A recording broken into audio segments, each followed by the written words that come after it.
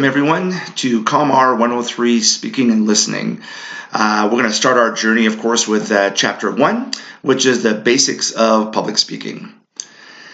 You know, this chapter is really interesting. Kind of opens up the readings for our entire course. We've got 18 chapters to cover, and this first chapter talks about the basics. And what was really interesting, specifically on this slide, is to see that the origin of public speaking is about 2,500 years old, whereas the World Wide Web is only about 30 years old. It's only been around since about 1990.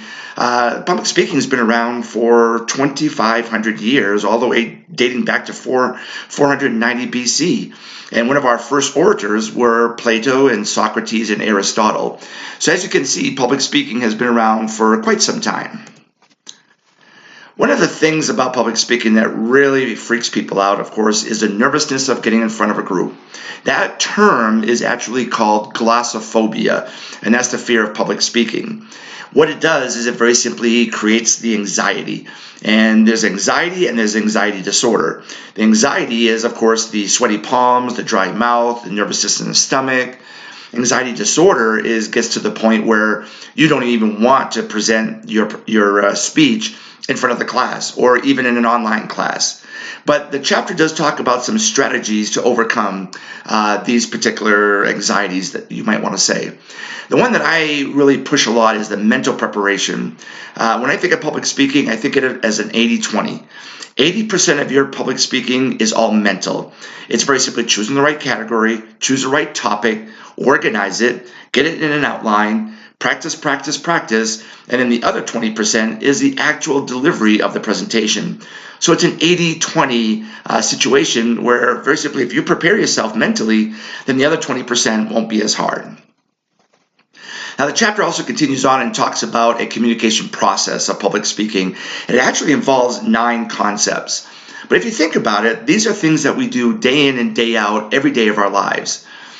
Any message that we send has a sender, and then you have the context of the message that you put together, right? And then you will encode some symbols in there, and then you'll very simply send it through a channel. It could be an email, it could be a text message, it could be a face-to-face, and then very simply you'll get feedback from the receiver on whether or not they understood your message. All along the way, you'll also have some noise involved. There could be a child in the room screaming, or it could be a truck driving by while you're trying to talk to somebody else. But that receiver will then decode your message and very simply give you that feedback to say, yep, I understand exactly what you're talking about. Finally, the chapter talks about, well, what value does public speaking bring to me as a student? Well, it's pretty simple. Public speaking is every part of your life. More specifically, especially if you're going for job interviews, this is where public speaking really plays a big role. Think about your last job interview. You sat in front of a panel, they asked you a bunch of questions. What were they very simply looking at? What were they evaluating? Your public speaking skills. Could you verbally tell them what they wanted to hear? Were your nonverbals also good? Did you have good eye contact? Did you have good gestures? Were you sitting properly? Was your posture good? Well, these are all the things that public speaking can do to help you become a better person and possibly land a job. And finally, it talks about some fundamental principles of public speaking. And the one that I really like is know your strengths and weaknesses.